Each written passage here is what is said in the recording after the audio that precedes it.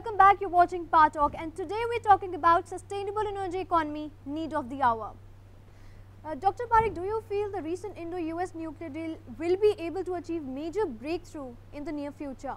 No, I think we have to recognize that this deal doesn't have any very short-term implication, very large short-term implication. Yes, we can today import uranium and run our existing nuclear power plants, about 3,500 megawatts worth of power plants, which are operating at a lower load factor than they are capable of because we don't have enough uranium. So you can see an immediate gain.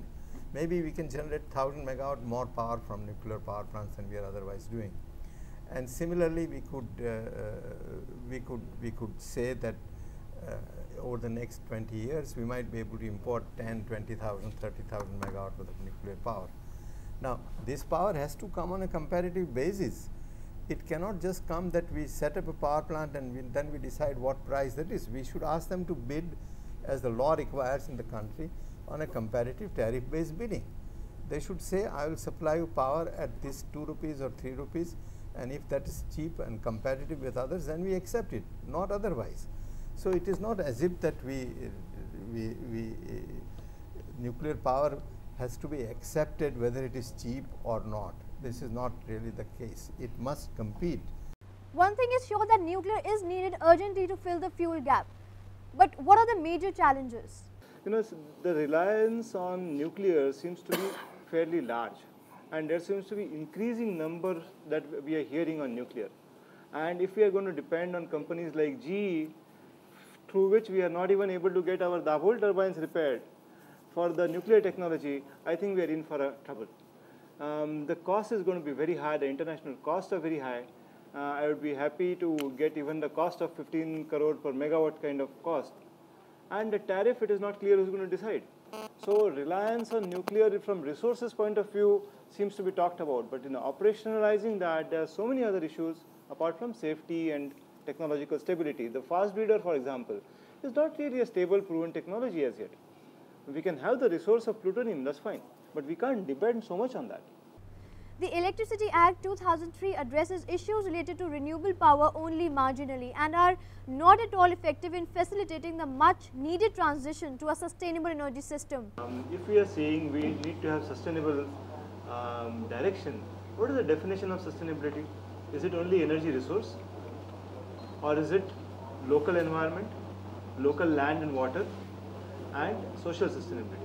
I think forget about 2050.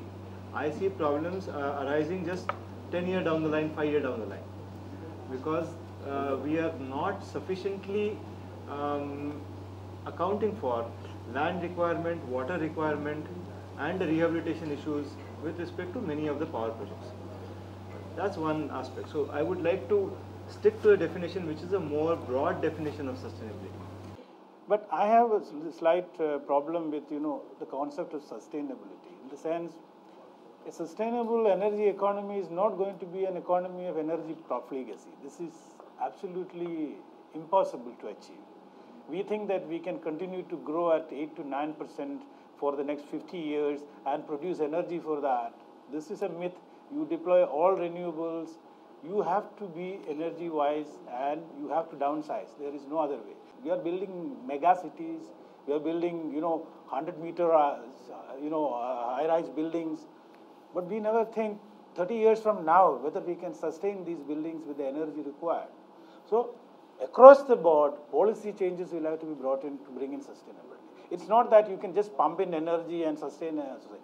Let me point out that yes, it is indeed true that we will face energy shortage, we will face shortages of materials, but this is the limits to growth revisited.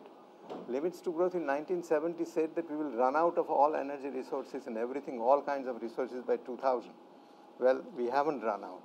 And I don't take such a pessimistic view that yes, we really need to downsize. We need to downsize the use, not the goals, not the services that we want. We can certainly improve energy efficiencies enormously. And so that's the first thing I said, the most important point we should follow is improve energy efficiency, improve material efficiency, and so on. The world's demand for energy is increasing, and the challenge for the program towards a sustainable energy economy is to find reliable, diverse, affordable, publicly acceptable and safe ways to supply energy. While minimizing carbon dioxide emissions, climate change is a local, national and global challenge. It is unlikely that India's energy policy will be able to deliver sufficient change to enable a move to a sustainable energy economy unless there are fundamental changes to the way that government takes decisions and make policies. With this, we have come to an end of today's discussion. I would like to thank all the panelists to join us here for this discussion. Thank you so much. And if you have any suggestions or comments, you can call us on 011-405-60701. You can even email us at imapanews@znetwork.com. I'll be back next week with another discussion for you. Goodbye and take care.